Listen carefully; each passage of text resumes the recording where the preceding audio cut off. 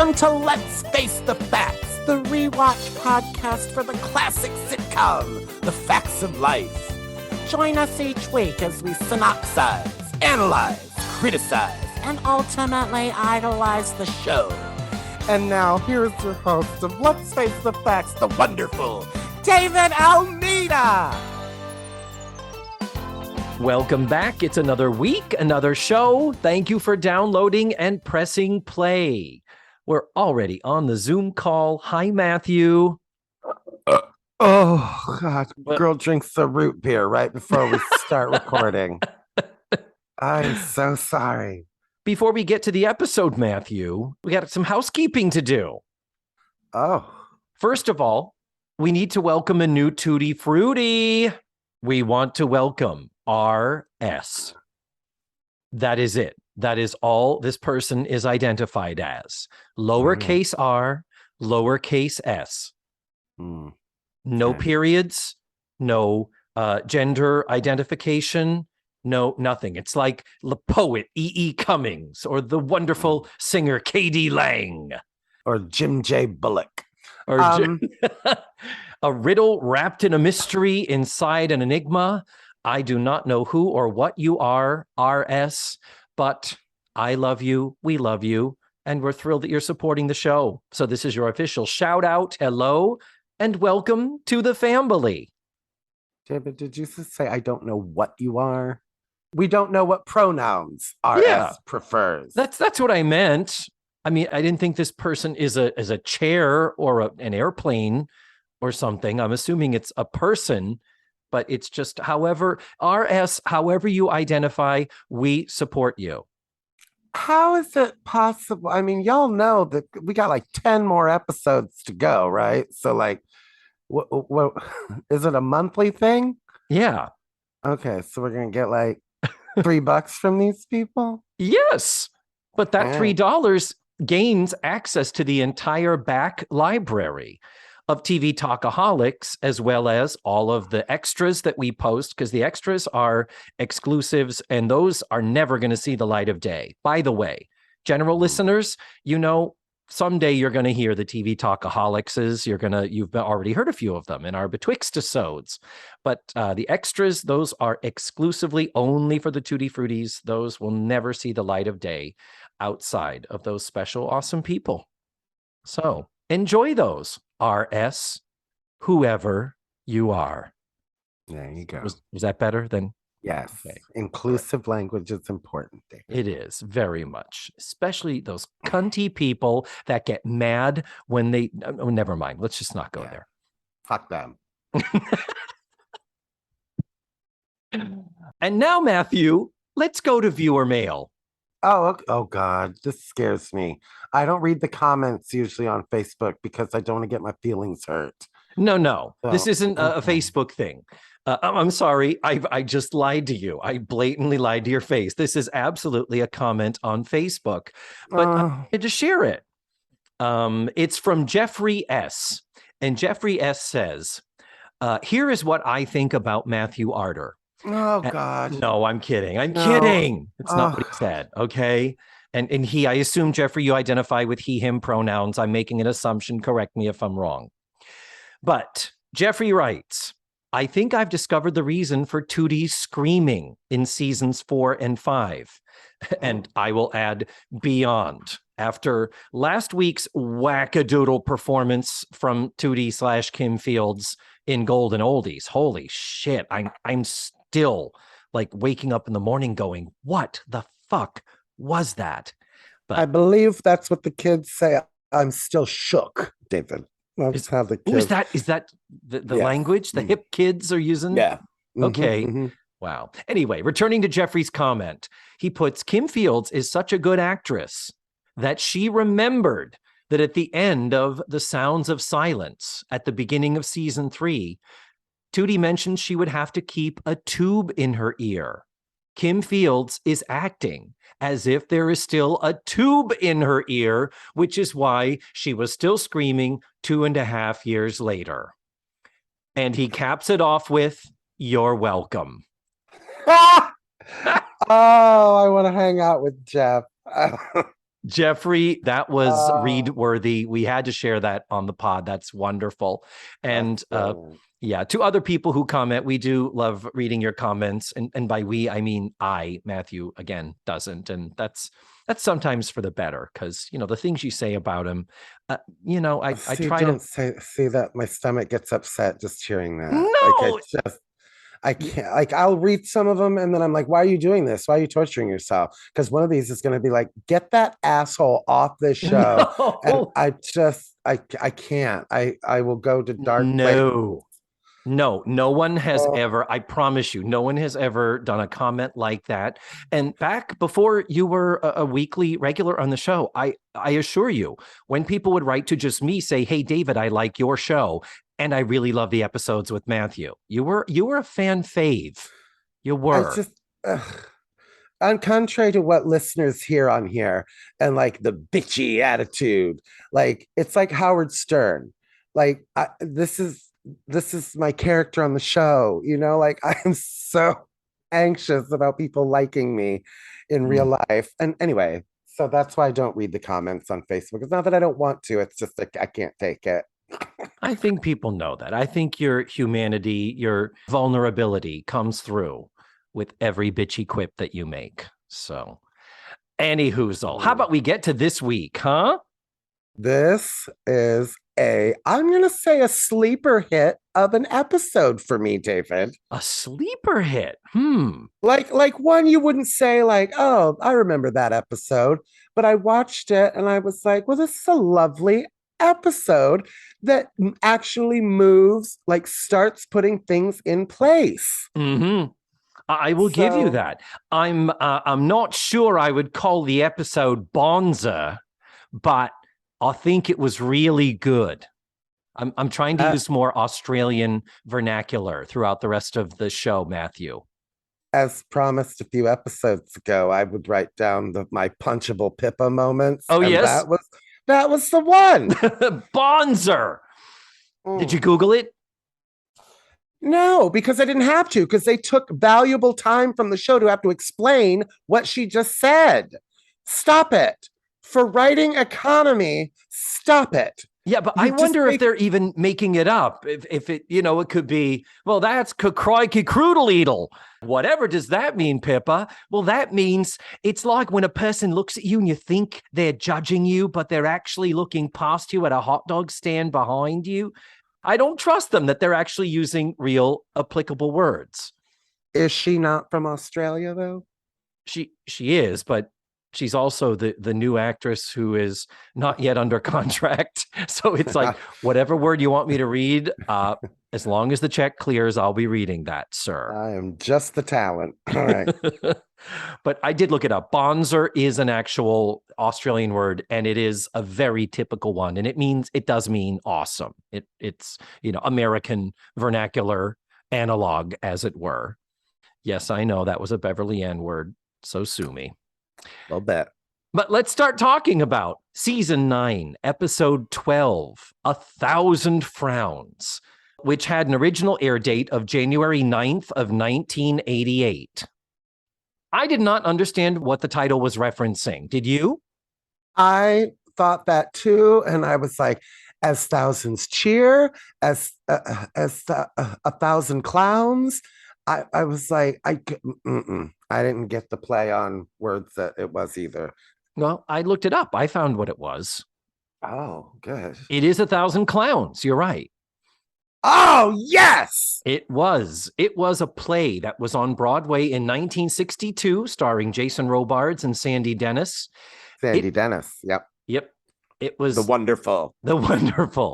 It was nominated for 3 Tony Awards, including Best Play. It lost that year, though, to a little play called Who's Afraid of Virginia Woolf? Virginia Woolf, yep. So you knew that. Well, I don't like to brag, but I was up for the role of Virginia Woolf. Were you? Yeah. They said too pretty. Oh, did they? That I can see that. Which is strange for a theater. So Sandy Dennis also won Best Supporting Actress Tony that year. God, I loved her as Peter Pan. Sandy. No, that's Sandy Duncan, dear. Sandy Dennis. Sandy Dennis actually would go on to be in the film version of Who's Afraid of Virginia Woolf. She'd be playing Honey alongside the wonderful George Segal, and of course, Liz and Dick as George and Martha, respectively. Anyway, so it was a play, but then it was made into a film in 1965. Jason Robards reprised his role, but opposite him was Barbara Harris. I love her as the mother in the original Freaky Friday. Yeah, but I mean, mm-hmm. One of those people that was hugely famous, I guess, but now like didn't have the longevity or just didn't get into movies that kind of put her into, because she was in the Golden Tree or the Apple Tree or something on Broadway. The Apple Tree on Broadway. Yeah, that was one of her big shows, and that was like, name above the title. She was that famous. So yeah, and the film in 1965 was up for Best Picture. It did not win, and I didn't look up what did win. Hey Google, what won Best Picture Academy Award for 1965? Sound of Music. The Sound of Music won Best Picture. I am on a goddamn roll. You are. Okay, so it was The Sound of Music that won. But Martin Balsam won Best Supporting Actor. So this is, I'm reading this going, okay, it was up for Best Play, it was up for Best Picture, and the supporting players won awards in the stage and film versions. I'm like, I guess I've got to see this damn movie. So I hunted it down and I started to take a peek at it. And I realized I had seen it. I had watched it because they mentioned it frequently on Gilbert Gottfried's podcast. So I did watch it, and clearly I did not remember any of it. It's perfectly fine. It's about a dude who doesn't want to work. He's caring for his nephew. He's an out-of-work TV writer. He's just been living on welfare. And Barbara Harris plays a social worker who is checking up on him. She's charmed by him and his nephew, but of course is like, dude, you need to get a fucking job and work, or we have to take the kid away from you. So ultimately, of course, they fall in love, and he goes back to doing a job, even though he doesn't want to, because he thinks that most jobs would make him conventional and conformist and all that. So there you are. That was the long way circling the airport to landing why 1,000 Clowns relates to this episode, because we have a man who doesn't work. Whew. Well, that was a great episode, Matthew. I've enjoyed talking. Oh, no, wait. No, we have to. How about we blow through the nuts and bolts, and then we can start talking about the actual episode, huh? Oh my God, please. This was written by Harvey Weitzman and David DiGregorio and Arnie Wess. This is their only episode of The Facts of Life. They have some other credits, and the most interesting thing is that Harvey Weitzman later would co-write the screenplay for the 1995 Keanu Reeves movie, A Walk in the Clouds. I just don't get how, how do you only write one episode that has this many plot beginnings in it, and then next week, totally new people come and be like, so what happened last week? Oh, I guess we should, are the producers like, okay, this is the direction we're going. We've got these two are falling in love with the will they, won't they? And these two have just met, but they're actually, and we're going to end up marrying them off. How does that work as writers to show up and be like, so who is this character? What is she like? I don't get it. So, but I'm not meant to get it. It's not for me. Just the talent. I'll read what you put in the script. You just assume that the quote unquote producers, the different varying levels of producers who we know are also writers for the show, that they're the ones guiding the hand of these guys. But then why wouldn't they write it themselves? Because you're right. We're introducing a major character that is going to be married to a regular character on the show. And we are severely advancing another romantic storyline. Yeah. I don't know. That is so weird, because they're not listed. They're not in the writer's room. They're not producers who just haven't written scripts. So I don't get it either. And I will say that credit for Harvey Weitzman. He has other credits as well. David DiGregorio and Arnie Wess don't even have Wikipedia pages. They only have like five, 6, or 7 credits apiece. Very, very little there. So no need to talk about them more. And the episode was directed by John Boab. So, Good. Matthew, it's time for our synopsis. You want to do us a little synopsis of what happens in the episode? Yeah.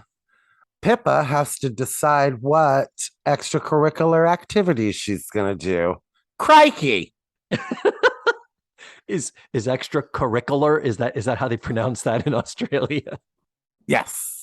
That's how I learned to say it in the classes with Strasbourg. Oh, okay. You actually studied with Strasbourg. Well, studied is a strong term. Mm-hmm. Oh, but I take it you've been in his studio. He was handsy. Oh, okay. I get it. So this is Sherry Kren's last episode as a recurring character. Oh, thank God.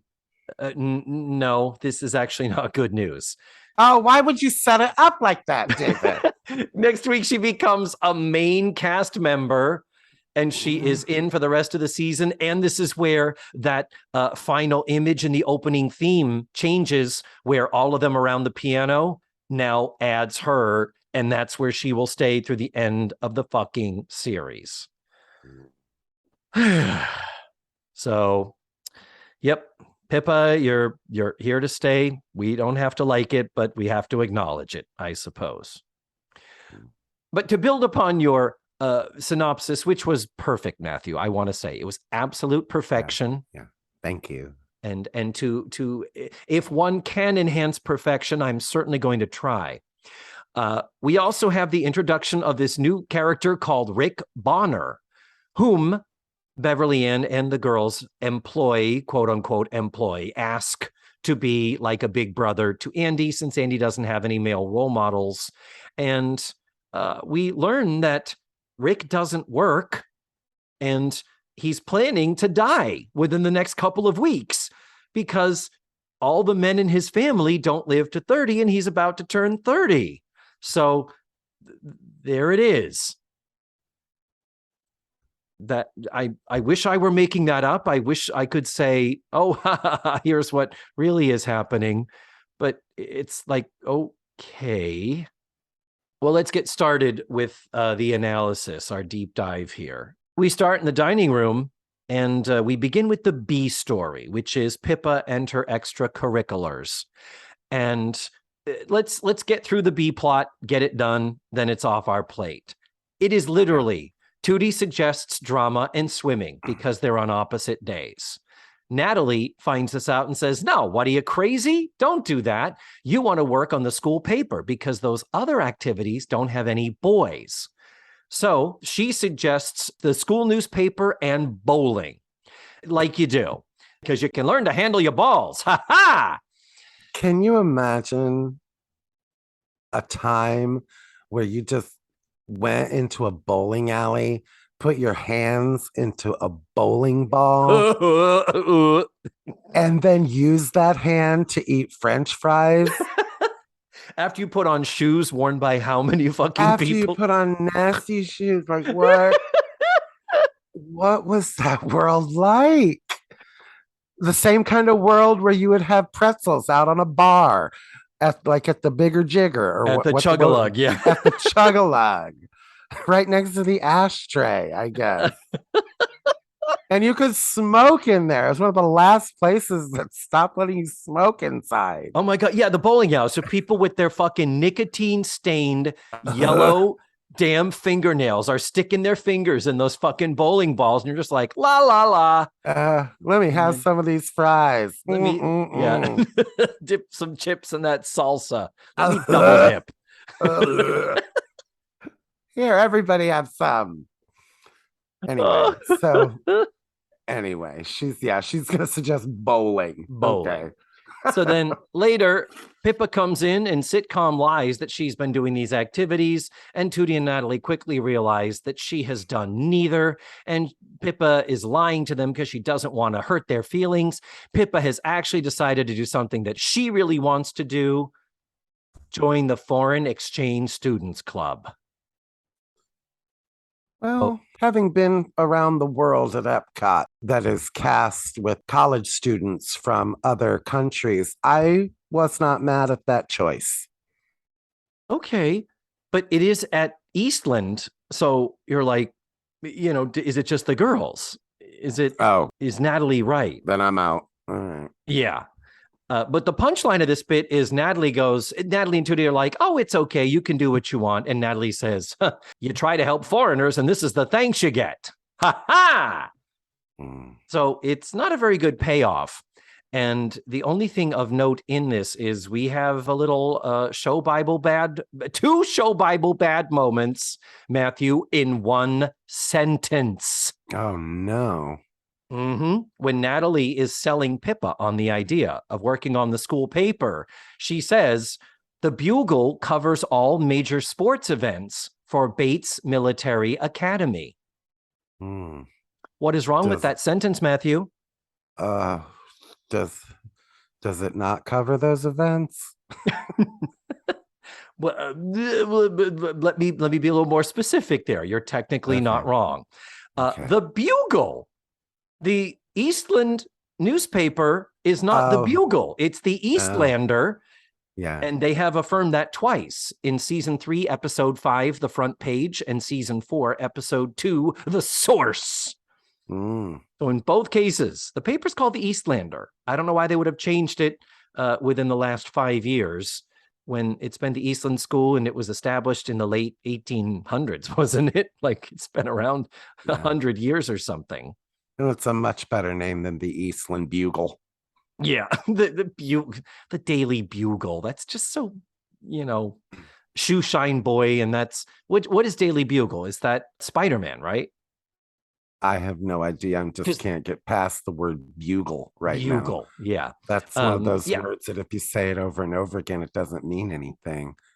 Bugle. I work down at the Bugle.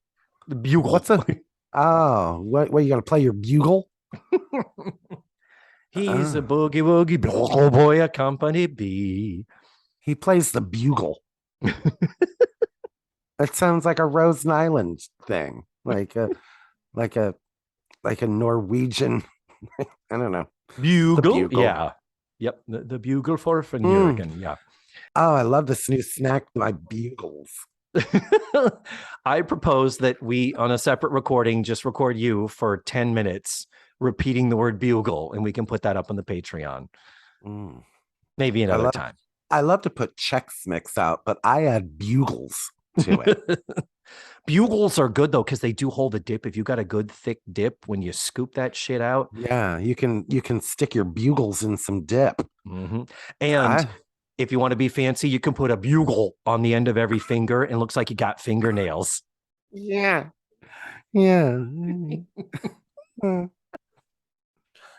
But the other part of that sentence that is fucked up, Matthew, is Bates Military Academy. Why is that? I made this same mistake when we were talking about the ROTC thing and why doesn't Natalie just go to some of the students and find out what it's like?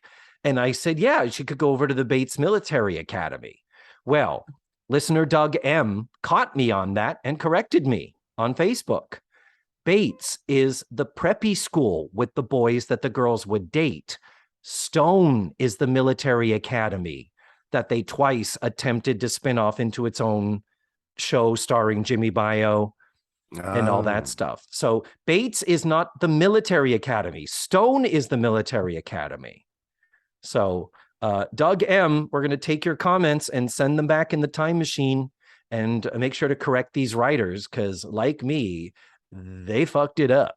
And consider David publicly lashed by you, Doug. Thank you. So that is the B plot. Let's talk about this A plot. Let's talk about Scott Bryce in this new character that we meet in this episode, playing the wonderful Rick Bonner. Scott Bryce is best known for playing Craig Montgomery on As the World Turns. He played the role. I think other actors took over the role when he didn't do it, but according to IMDb, he did it from 82 to 91. So he was actively in the middle of doing it when he did this show. Then he'd return from 93 to 94 and would also reprise the role in 2007 to 2008. And Shelley Brisbane, our guest from a couple weeks back, she sent me this wonderful link to a video podcast interview that he did where he talks about the show. And he had just done As the World Turns, and the girls had watched him on the soap. And Nancy McKeon said, I want that guy. When they said, we're casting a dude to play your husband, apparently Nancy McKeon requested him specifically. And when he walked into the room for the first table read, he said they all screamed and cheered like fangirls because they were like, it's that guy on the soap opera. They were so excited he was there. Isn't that sweet? I can see why. He is not difficult to look at. I will say that.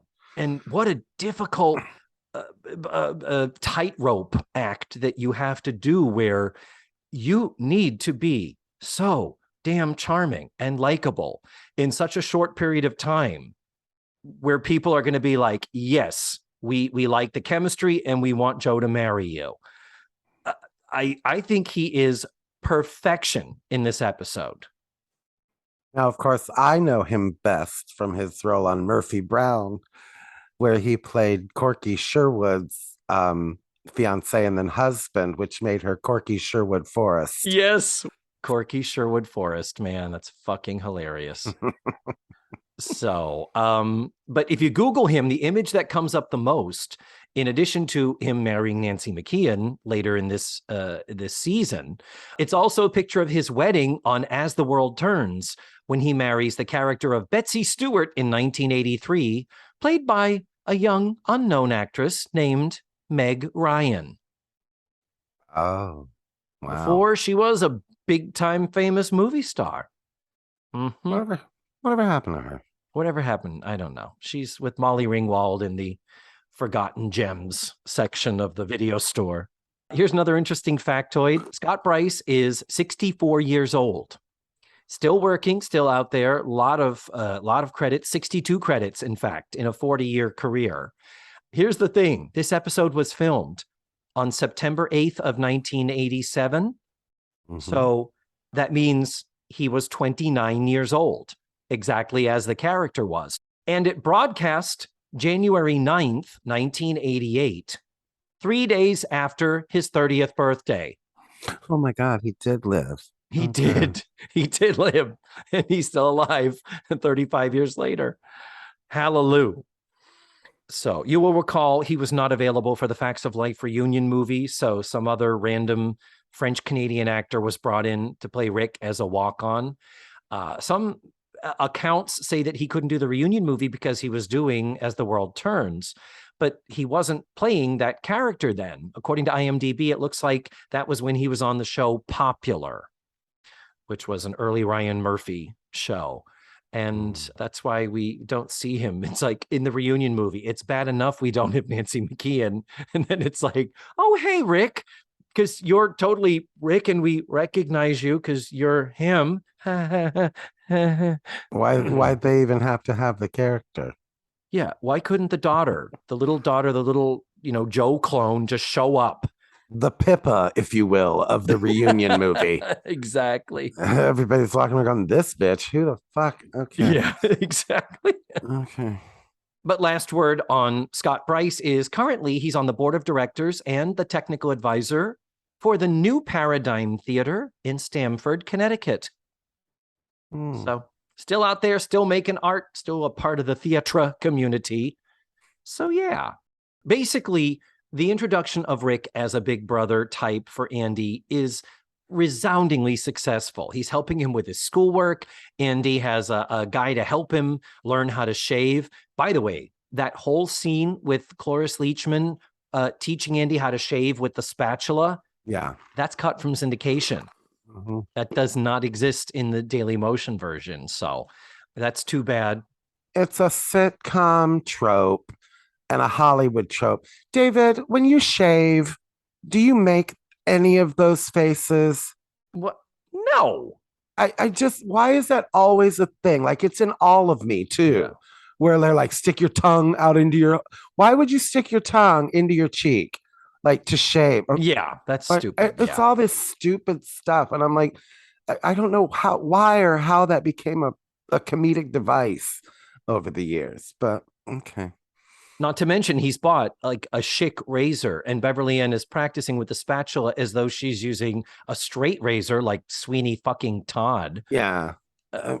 Which was weird. But anyway, we don't have any of that. And sadly, we don't miss it, other than it's just, Cloris Leachman getting to ham it up a little bit. But later, when Andy appears with a whole bunch of cuts and little toilet paper pieces, that's where they say, so Rick's still in the process of teaching you how to shave, huh? And he's like, yeah, well, I had to take care of the 5 o'clock shadow. And Rick says, yeah, once a day is probably enough. That's probably good enough for you. So we didn't need all this other stuff, interestingly. Well, the only thing that's really missing is him saying to the girls in that scene, you guys can talk to each other. I don't have any guys to talk to. So we do, without that scene, we do kind of miss. It's not really explained why they suddenly have decided that they need somebody. Yeah, that's where Joe says, well, maybe I could. Initially, Joe says maybe Casey could kind of take him under wing. Yeah. And Beverly Ann does say Andy never really has had a father, except for the foster dad that he had in seasons 6, 7, and 8 that we had to retcon at the beginning of this season for me to be able to adopt him. But other than that, he never has had a father figure.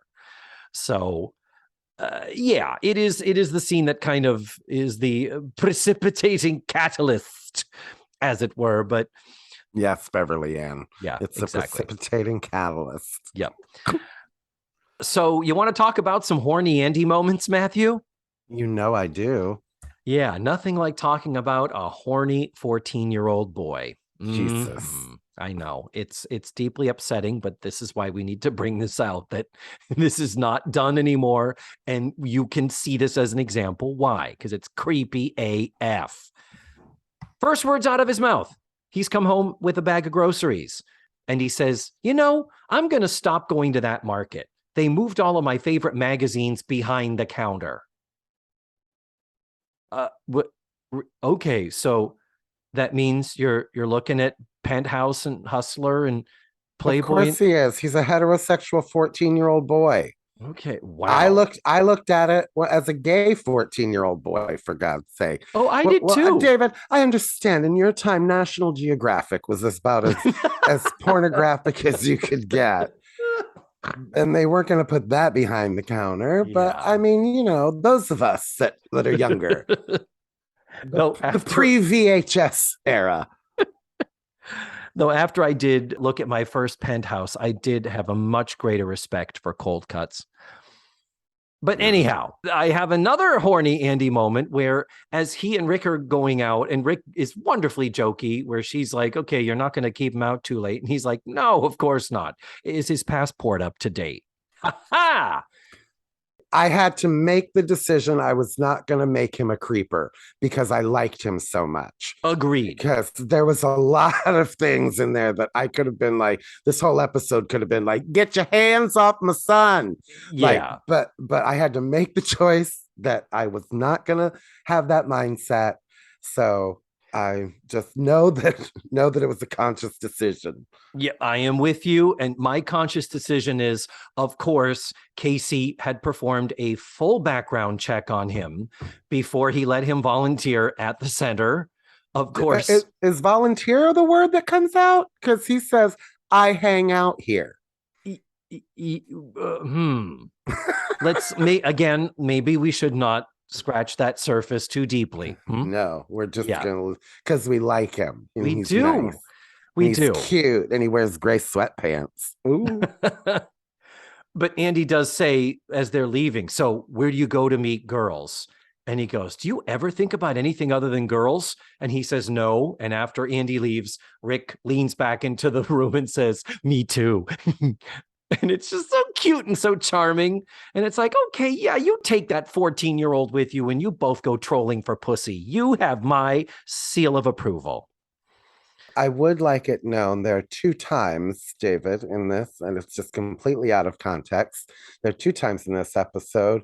Natalie enters from the shop in one scene, and Tootie exits into the shop in one scene. Oh, wow. We don't see the shop, but that's the door they use. 12 weeks and counting, ladies and gentlemen and others. 12 weeks now. We have not seen over our heads since last season. So the third sort of C plot that's going on here is that Casey is supposed to have a meeting with Blair. He's frustrated because she's late. So they end up making it a lunch meeting. And then they don't come home until fairly late after we find out they continued their meeting into dinner and going to a movie. And they almost kiss. Yeah. If Joe were not there to interrupt the flow and keep her girlfriend away from that fucking dude with a dick, you know?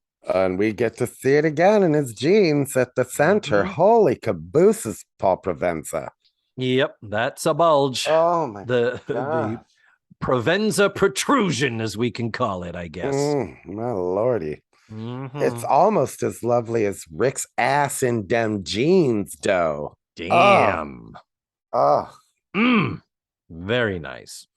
So before we go to commercial, though, before it is revealed this bizarre thing of the 30-year-old expecting to die thing, which is why he's not working and gave up a lucrative career as a concert pianist. Yeah. The fuck is that?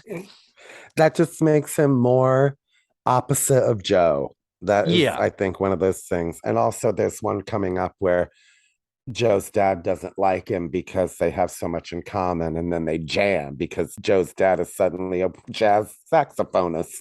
Oh, that's next week, I believe. Is it? Yeah, I think that's next week. And with that, let's just add as another little sidebar. Joe and Rick are not connected in this episode. There's just a little touch of extra friendship of she already knows who he is. When we first see him at the center, she's like, oh, hey, Rick. So it's not like she's introduced to him, but there's no romantic anything's going on with them now. And I know next week is the episode where he meets her dad. So I'm kind of like, okay, well, we're going to be making a little bit of a time leap ahead, I assume, where suddenly they're a thing and have been, I guess. But there is an awkward edit where he says, careful how you talk to me, Joe, or I'll come back and haunt you. The way he looks at her and the way she smiles in return, and it's edited so quickly, it was an awkward edit. Like that needed to be longer for her to kind of like show that she got a little goose pimply, like oh, like she got some butterflies. I thought of him haunting her, but there is that wink to it. But I don't know why it was edited so poorly out. Yeah, and when we get to the point later where it's after midnight, you've made it, you're 30. She kind of hugs him a little more than the others. Like they're doing connective things. This is okay. We will credit Mr. Boab for the direction here to make sure to at least be foreshadowing that you know they're a little bit more than just people who cross paths down at the center. But the one cringe moment, the really difficult cringe moment, and sadly one of the funniest moments in the episode as well, is when he comes back with Andy late, like midnight, and Beverly Ann's like, where the fuck have you been? Yeah, it's midnight and Beverly Ann is in full clothes and earrings. Full face of makeup, heels, as you do. Pantyhose. Yes, absolutely. So she says, where have you been? And Andy says, we went to this bar. And he was like, no, it's okay. Andy only had a soda. And one of the girls says, well, what did you have? And he says something like, oh, I had some whiskey and some beer with a beer chaser or something. And Joe says, well, that's a perfect before driving cocktail. And he says, do you think I'm the kind of guy that would drink and drive? At which point Andy says, I drove, just as Rick covers his mouth and physically restrains him. I mean, comedic timing, Mackenzie Aston. It was perfection. Masterfully performed by the both of them. But when he does say, yeah, so it wasn't the smartest thing to do, you know, it was a dumb thing. I'm like, oh, if you just could have made that a little more apologetic, a little more something, well, I only had the one drink and we were there for 3 hours. I figured I was in the clear. But I'm sorry, you're right. That was going a little too far. If he had just been a little bit more apologetic. But I think what the episode was trying to set up was the drama and the negativity and we're about to banish you for life. And then I only have 2 weeks to live. Yeah. Dum, dum, dum. And then we go to commercial. Some things before the commercial, though, David. Mhm. That lovely scene between Casey and Blair. Oh, He loves her. And she loves him. yes. And when he says it's like I love those old Tracy and Hepburn movies. And even when they're arguing, they'd rather be making love. Awkward. Who says making love? It made me think of this is my lover. That skit in SNL. And it's like, anyway. But I just love that reference, even though Katharine Hepburn was the biggest wig puncher in Hollywood. They were drinking buddies, everybody. They were drinking buddies. Oh, totally. Her and Spencer Tracy. Yeah. But yeah, no, it's a lovely scene, and it has that sort of good night. Okay, good night. Oh, it's so cute. He's so I'll precious. see you tomorrow. Okay, He's so natural. He's so good, Paul Provenza. Yep. No, I'm on board. I'm on board with Casey, and I don't know why I was thinking that at one. Like I said, I haven't watched these much. Repeated viewing. So when I did get into season 9, I think I've only seen these episodes once before, Matthew. Wow. And somehow, somewhere, I got it in my stupid head that Casey and Joe were a thing, and then they oddly changed gears, but that was never a thing. This is playing out beautifully, and I absolutely give it my seal of approval. It's awesome. And we do need to discuss the vaudevillian writers. Oh, bless. In that scene, what's so funny is Joe's cleaning up. What's so funny is she's giggling while she's cleaning up. What's so funny? Oh, Laurel and Hardy, Abbott and Costello, you and Blair. Come on. It's 1988. Mm-hmm. You could have given her anything. Eddie Murphy. You could have given her anything. What's so funny? John Candy. Yeah. Like Aykroyd and Belushi. Yeah, the church lady. Yeah. You're on NBC. You could have pulled something from SNL. It could have been anything, but Laurel and Hardy, come on. Yeah. Jesus H. Yep. Almost as bad as, I don't know what movie theater they were going to in 1988 that were showing a Spencer and Tracy and Katharine Hepburn movie, but that's beside the point. But yeah, like those early days when, Natalie was into the Marx Brothers and the Three Stooges and all that shit. Speaking of the, I think the middle-aged vaudevillian writers, we're 9 seasons in now. So I think these middle-aged vaudevillian writers are now beyond retirement age. They're collecting their Social Security checks, because when Tootie and Natalie are arguing about, well, you told Pippa to join the drama club. Why would you do that? And Tootie's is like, you told her to join the newspaper? You want her to work on something that people wrap fish in? Yeah. Wrap fish in newspaper. Yeah. Extra, read all about it. What the shit is that's some Depression era shit. What is that? I would have preferred Lina Burncage with or something. You know what I mean? There you go. Exactly. But a great moment between Andy and Joe, 2 really good actors, when they're sitting there and she's explaining to him, and he says, he's not going to die. You promise? And it just was a great, great scene. Mm-hmm. It is. I wish the premise made a little more sense. And I was trying to think about that when they went to commercial, and I looked it up, and I was like, wouldn't it be funny if this was the same night that the Golden Girls episode aired where Sophia's friend was going to kill herself? Oh, that episode. That would have been hilarious. Hilarious. But because I was like, maybe would that be too dark? Like if he was like, well, nobody in my family has lived past 30, so I'm just going to kill myself. I thought that too. But I didn't. It's so dark. And what Casey says also kind of pushes that too. There's a couple of lines cut from the syndicated version, but when Joe tells Casey about the Rick situation. First of all, he says, geez, Joe, you're supposed to be a trained social worker and you handle that like a trained SEAL. Is Joe a trained social worker? I was afraid I had missed something, and perhaps somebody will let us know in the comments. But Is that what the mysterious major? Did she major in social work? I would hope so. I mean, I guess so. We've talked about, there were certainly allusions to her wanting to help kids and that, but maybe having an education background because she was going to work for that software company developing curricula for educational software. So but at no point other than we know Blair goes into law school, we never really know what the fuck Joe studied to get her not quite an Ivy League degree. But again, Langley is on par with Wellesley and Brown, I believe. So it's like, this is a pretty she fon place where she got her scholarship lined up for school and was not quite the valedictorian, but close to it. She was class speaker, David. Class speaker, which is even better than summa cum laude. That was classa cum speake. Apparently a more important speaking gig than the valedictorian of the class. Exactly. What was that?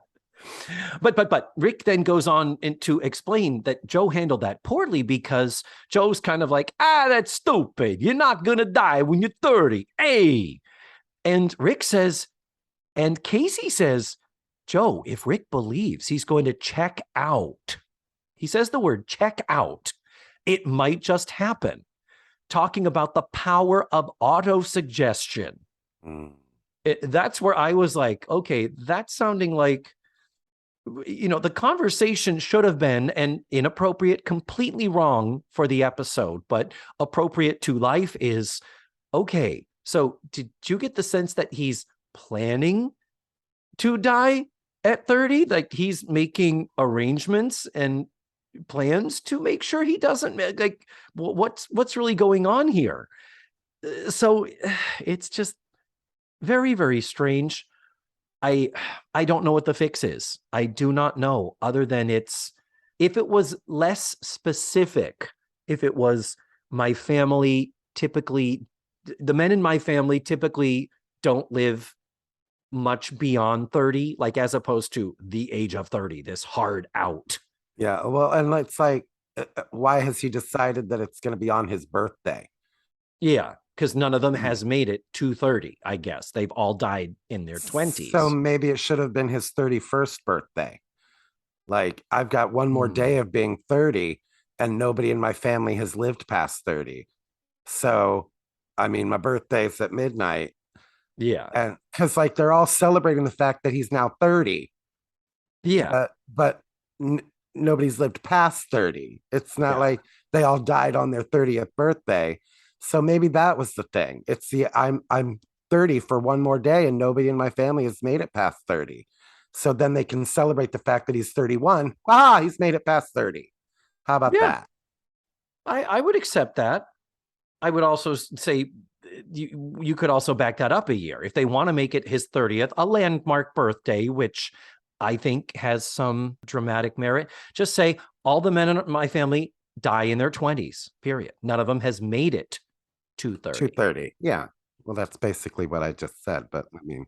But no, you just said 31. Right, yeah. You took it back No, a year. I'm not, yeah. What if they said, Jay, but how about this? What if they said, nobody in my family has made it past 28, and it's my 29th birthday? What if they had said that, David?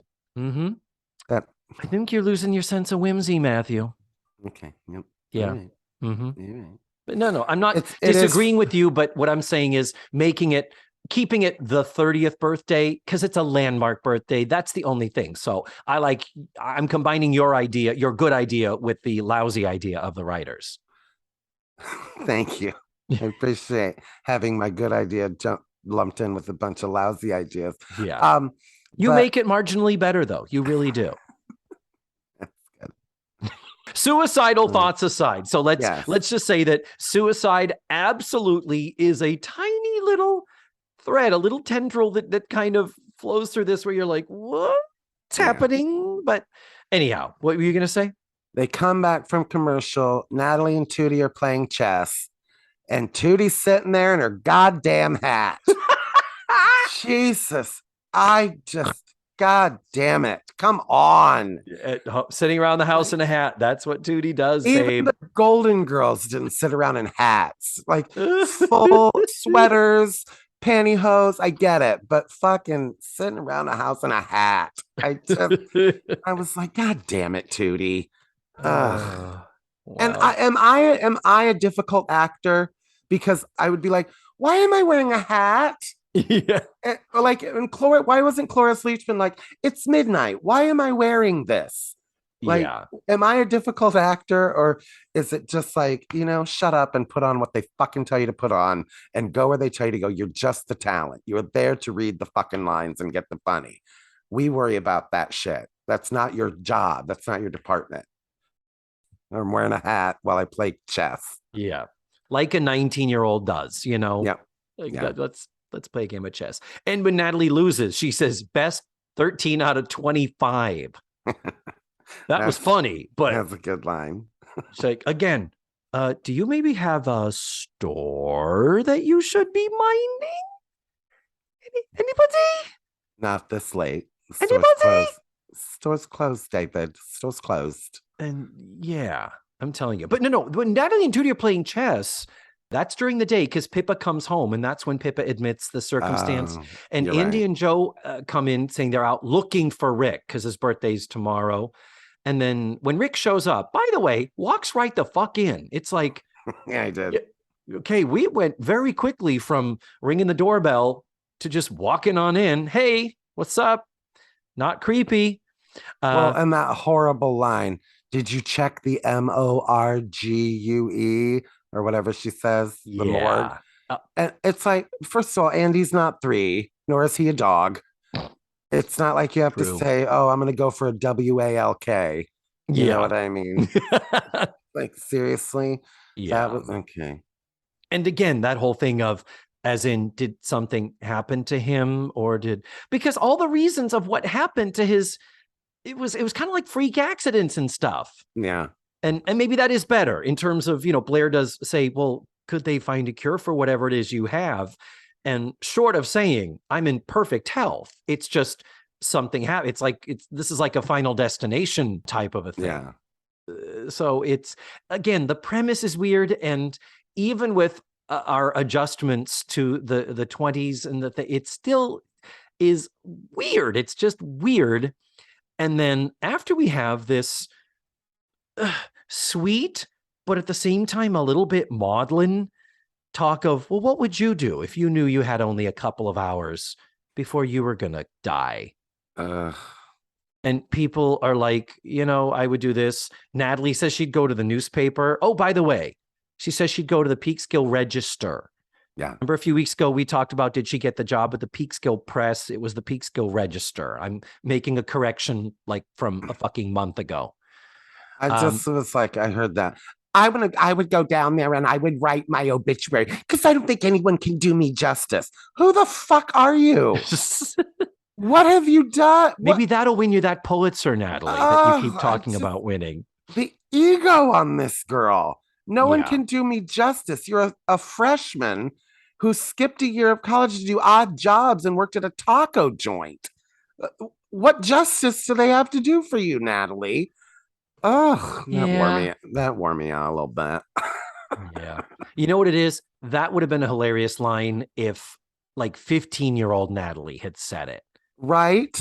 Like that's a funny line for a precocious teenager to say. That's them not quite writing for the adult all the adults that all these women have become. But yeah. But they decided to have this birthday party for him, right? And what 30-year-old doesn't love playing a little pin the tail on the donkey at their birthday party? Because that was fun. Yeah. Was that? Was it? Really? Yeah. You sure you don't want to just sit around and talk about having your family and friends nearby you so you can spend time with them before you die? That's always fun, birthday party talk. I always initiate those conversations. I always love a good pin the tail on the donkey. Are you the tail or are you the donkey, Matthew? Well, I was hoping for a little heads up 7-Up. You know what I mean? Jesus Christ, little duck, duck, goose. How about? I just loved, like, again, sitcom. We only got 20 minutes. Tonight's been perfect. You don't know these people. You walked into their house. You think you know them, but you don't. Oh, I get, like, the feeling of comfortability we have to kind of, I guess, put into disbelief. You know what I mean? The suspension of disbelief. But I guess. Well, the other question is, we don't know how Rick gets by. We don't know what money he lives on if he doesn't have a job. Did he save up money from being a pianist and all that?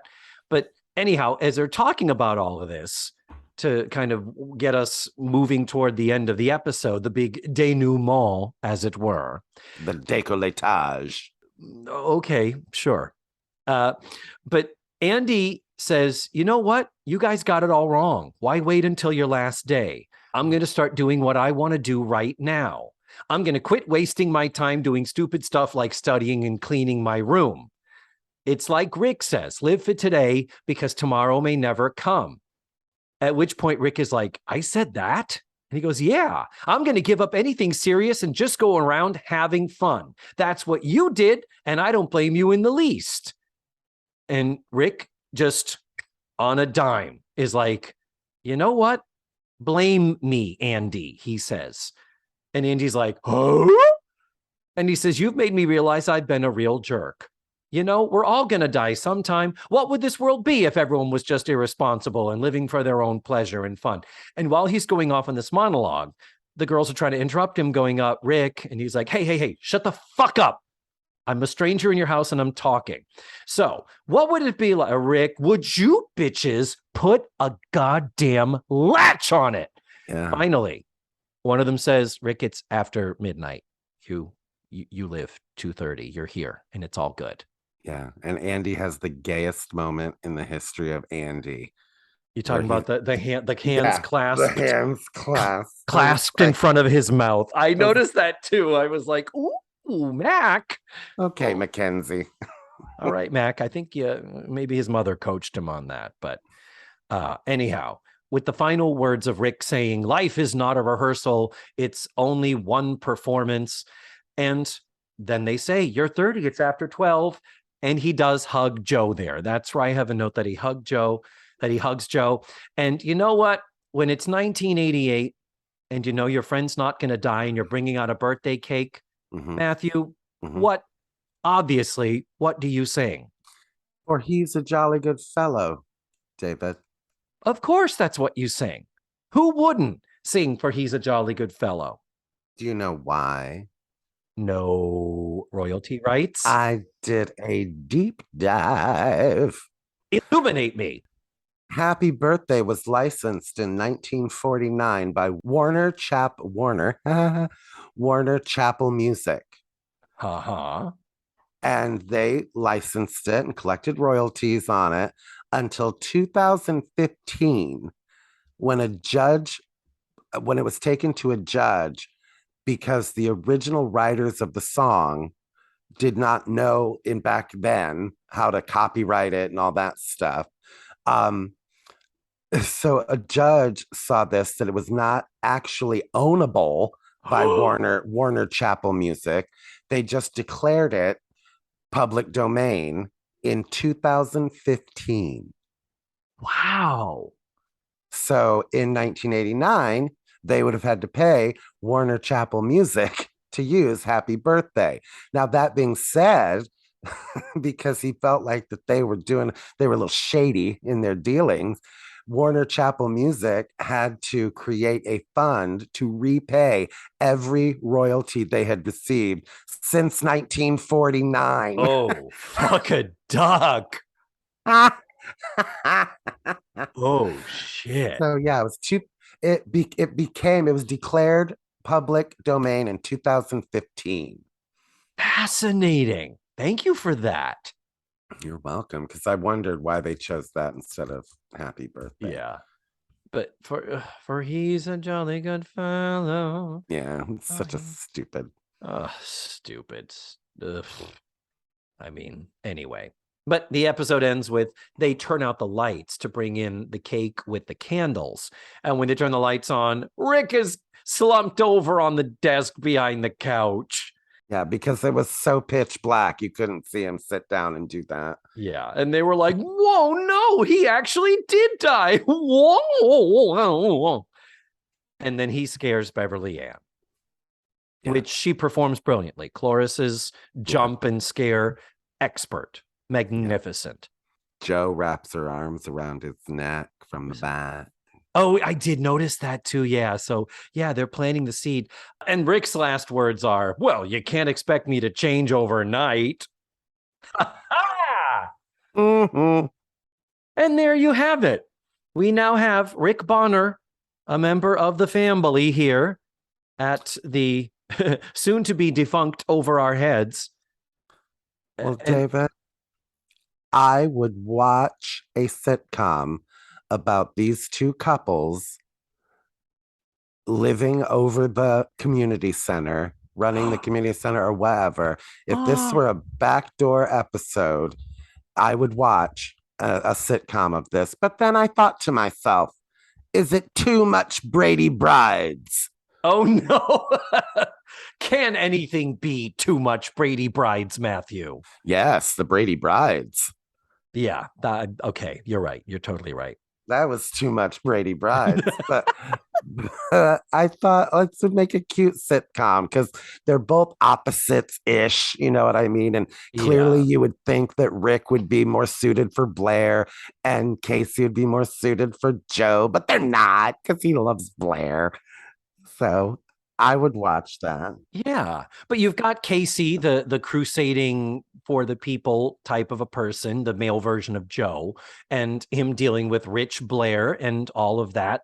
That entails him going to fundraisers and to the opera and all that shit. But yeah, with Joe, Joe is so sensible. So how many times have I used the word pragmatic describing Joe in earlier episodes? Joe is so sensible. Make Rick be this loose cannon, this just, hey, fly by the seat of my pants and all that. Because I'm a concert pianist and I make so much fucking money. I tour 2 weeks a year and I don't have to do anything else the rest of the time. Yeah. I can mentor the kids. I can go to the carnival. I could, the idea that he just has this level of freedom about him where Joe is so work, nose to the grindstone. What would we call this sitcom, Matthew? What would be a viable title to pitch this to the network? The Brady Brides. It could be Blairy Brides. The Facts of Life Brides. The Facts of Brides. The Facts of Marriage. The Facts of... Oh, that doesn't roll off the tongue, does it? No, but neither does The Shelter. That's right. Give me Shelter. That's a wonderful title. Yours, mine, and ours. Yeah. Oh no. Which is a Lucille Ball movie. Also a Lucille Ball movie. The Facts of Life. Yeah. Was it Henry Fonda? Is that who she's? Not the same storyline. Very different. Yeah. Oh, Mrs. Garrett looks totally different.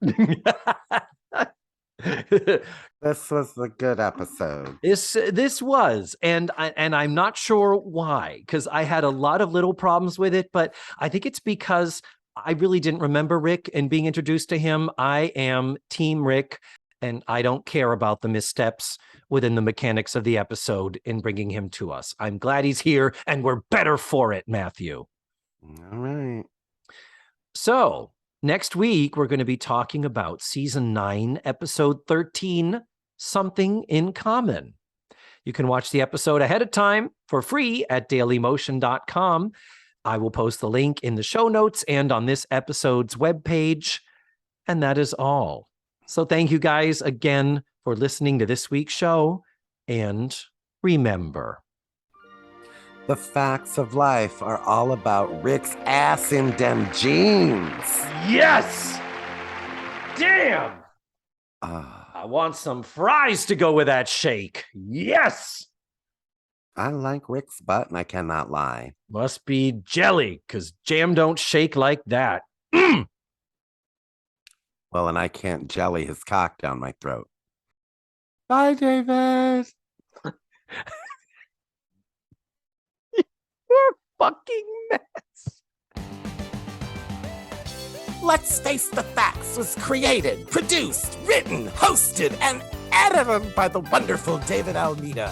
Our theme song was beautifully arranged and recorded by Ned Wilkinson. Please visit FaceTheFactsPod.com for supplemental photos and videos, links to social media, and ways that you can support the show.